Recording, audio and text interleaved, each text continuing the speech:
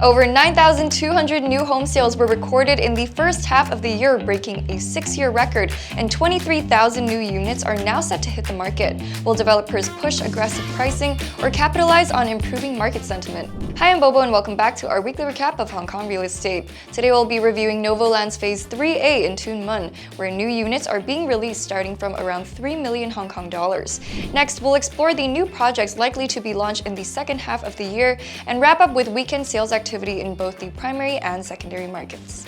Developed by Sun Hung Kai Properties, Novo Land's Phase 3A project released its first price list for 108 units last Tuesday with a discounted average price of 11,398 Hong Kong dollars per square foot, the lowest among all phases so far. On Sunday, the developer unveiled an additional 68 units ranging from studios to 3-bedroom layouts between around 260 and 680 square feet in size. Discounted prices range from around 3 million Hong Kong dollars to 7.72 million dollars. With an average discounted price of 11,538 Hong Kong dollars per square foot, about 1.2% higher than the first batch and close to the launch pricing of Phase 3B last year. According to the developer, the latest batch is being offered at original pricing.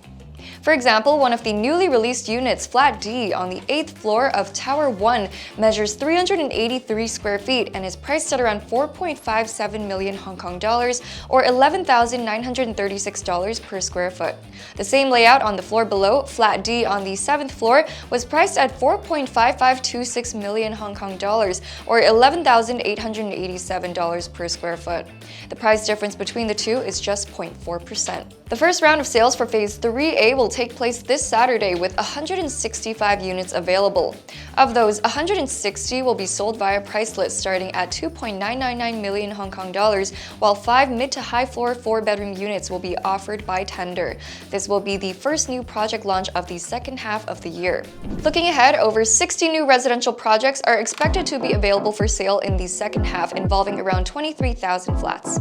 Leading the way in terms of unit count is Lohas Park in Tseung Kwan O, where phases 13A and 13B will provide a combined total of 2,550 units. A joint project between developers including Sinoland, this marks the final phase of the Lohas Park development.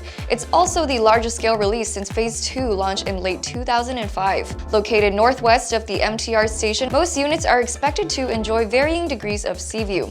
The estimated completion date is March of 2027. Following closely behind is the 18 Shingfeng Road project in Kai Tak, a collaboration between Henderson Land, China Overseas, and other developers offering 2,060 units. It's the largest project in the Kai Tak runway area and will be developed in 4 phases. It secured pre-sale approval 2 years ago and may be launched as completed flats in the second half of the year. Meanwhile, Kai Tak continues to be a key supply area for the housing market. Including the Shingfeng Road project, 6 major projects in the district will contribute over 5,000 units. As for Hong Kong Island, apart from the 3 new developments at the south side, another major highlight is the redevelopment project, the Headland Residences in Chai Wan. The district hasn't seen any new first-hand residential projects in over 20 years. Co-developed by Swire Properties and China Motorbus, the project will be built in 2 phases, comprising 3 towers and a total of 850 units, ranging from 1 to 4-bedroom layouts with a focus on 2 and 3-bedroom units. Standard units will measure between 400 and 1,400 square feet. The first phase, which includes 592 units, has already obtained pre-sale approval. With market sentiment remaining strong, developers are expected to speed up their launch schedules. However, the overall inventory remains high, so pricing will likely stay cautious, especially in areas with abundant supply. Developers are also expected to continue clearing unsold stock, which will likely account for a significant portion of first-hand sales in the coming months. In fact, during the first half of the year, many developers offered discounts on leftover stock or previously forfeited units to boost sales. One example is The Queens, a completed residential project in Sai Ying Pun by Regal Hotels. After slashing prices by over 30% last week and successfully selling all 74 units in a single day, the developer released another 33 units on Sunday. These units range from around 240 to 470 square feet, offering layouts from studios to 3-bedroom flats. Within just 2 hours of launch, all 33 units were snapped up, generating nearly 270 million Hong Kong dollars in sales in a single day, with several bulk purchases recorded.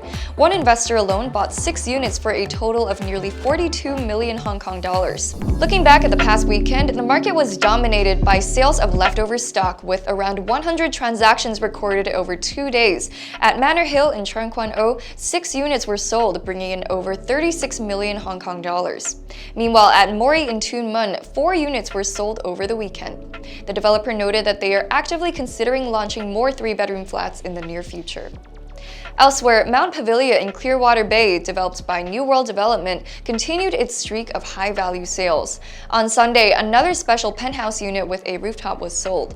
Located on the top floor of Tower A, the unit has a saleable area of around 2,950 square feet, along with a nearly 600 square foot terrace and a 749 square foot rooftop. It also comes with 2 parking spaces. The transaction price exceeded 67.88 million Hong Kong dollars at around $22,970 per square foot.